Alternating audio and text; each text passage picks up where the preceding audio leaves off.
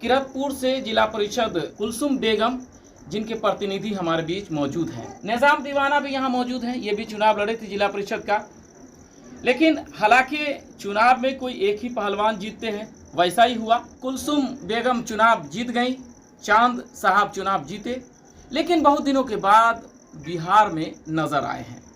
कहाँ गुम हो गए थे आप? पहली बार नजर आए हैं आप चुनाव जीतने के बाद। देखिए, सबसे पहली बात आपका बोलना बिल्कुल जायज़ है और गुम नहीं हो गए थे लेकिन अपने जनता के लिए कुछ न कुछ कोशिश करना हर आदमी का काम होता है और उस प्रयास में हम भी लगे हुए थे। लेकिन काफ़ी टाइम गुजर गया, ये बात आपका बोलना एकदम सच है।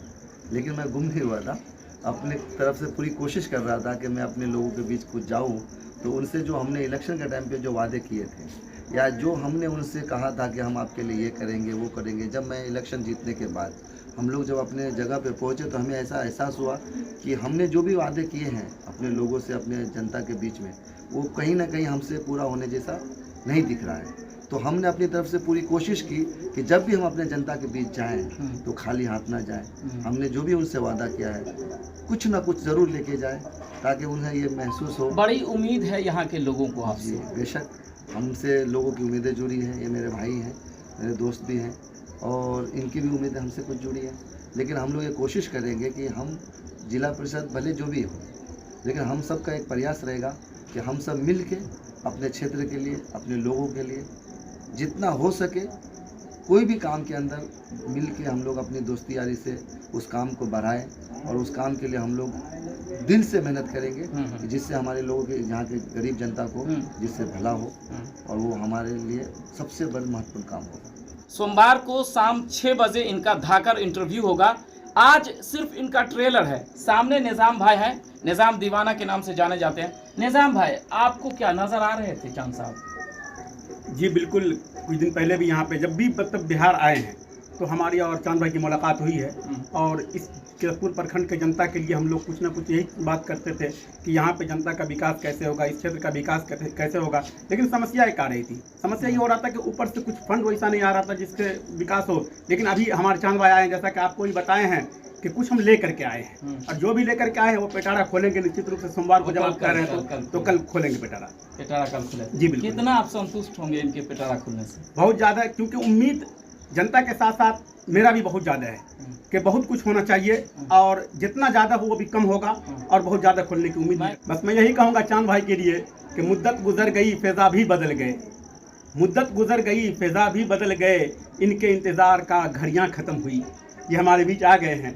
बस अब ये ज़्यादा क्या कहेंगे। एक छोटी सी बात है कि मेरे दोस्त हैं और मेरे यहाँ पे जितने भी भाई बंधु हैं, एक बात ज़रूर बोलना चाहूँगा कि एक बोलते छोटी सी शायरी थी कि ए दोस्त तेरी दोस्ती तो मिसले अंगूर। वाह वाह। ए दोस्त तेरी दोस्ती तो मिसले अंगूर है, मिलने का जी चाहता था लेकिन मंजिल बहुत दूर था।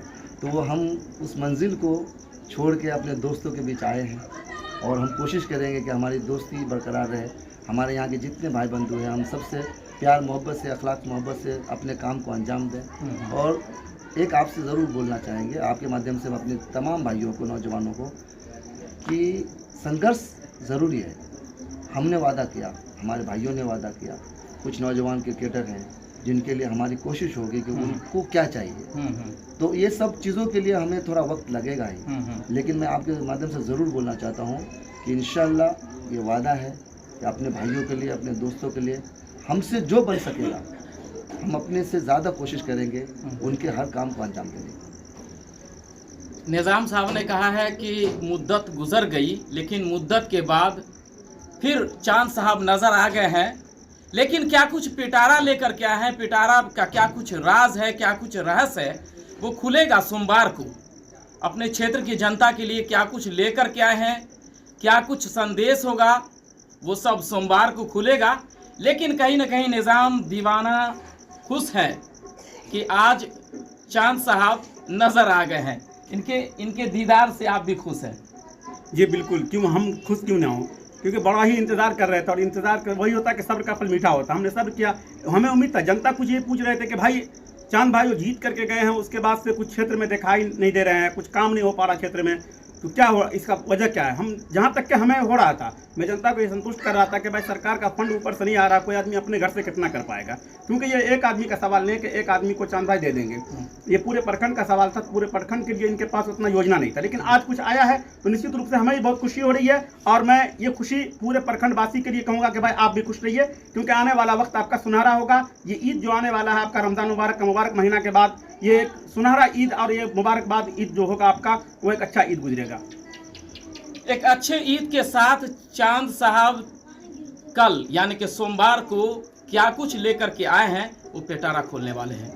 तो देखिए सोमवार को चांद साहब क्या कुछ अपने क्षेत्र के लिए लाए हैं और यहाँ की जनता के लिए, और इन्होंने जो वादा किया था उन वादे पे कितना खरे उतर पाए हैं, हम आपको सोमवार को दिखाएंगे। देखिए सोमवार को क्या कुछ होता है। चांद साहब से हमारी बेबाक इंटरव्यू होगी और उसमें क्या कुछ इनका जवाब होगा, क्षेत्र के लोगों के लिए, क्षेत्रवासियों के लिए क्या कुछ संदेश होगा।